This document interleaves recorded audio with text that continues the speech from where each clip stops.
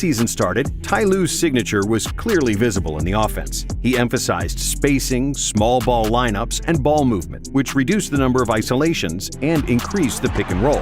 Finally, the ball moved and was reaching the players in the best positions. The Clippers had the fourth best offense in the NBA and were the most accurate three-point shooting team in the league. But there was a problem at the other end of the floor. Up until the All-Star weekend, they had an average defense, although their starting five consisted of defensive specialists. The reason for that was Lue experimented with a lot of defensive schemes, and their three best perimeter defenders, Leonard, George, and Beverly, missed a lot of games. Another reason, and this was a big one, is that neither Kawhi nor PG wanted to lead by example and guard the opponent's best offensive players. It looked like the Clippers didn't have that X factor, and that something was always off. But after the All-Star break, with the addition of Rajon Rondo and better engagement from their superstars, LA finished the season with a top 10 defense and a top 5 offense. However, when the playoffs started, things couldn't have gotten off to a rougher start. Luka Doncic was destroying them, and the Clippers played the same lackadaisical defense that they did early in the season. However, Ty Lue wasn't Doc Rivers, and he did a great job adjusting his lineups. He removed Zubac from the starting lineup and limited his minutes, relying exclusively on small ball.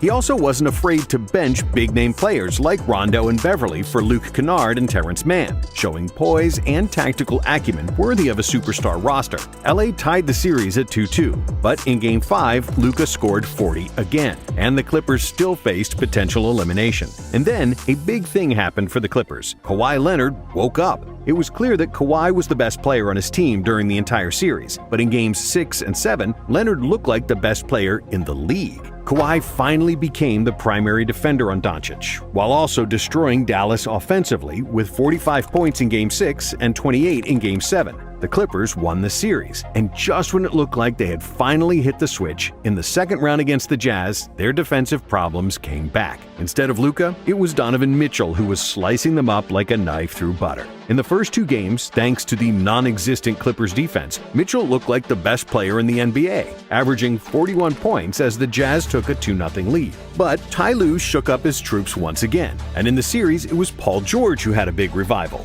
In Games 3 and 4, both Kawhi and PG scored over 30 points, something they had only done 4 times in their first 2 seasons. The Clippers evened the series, but they paid a disastrously hard price to do so because Kawhi tore his ACL, which meant his season was over.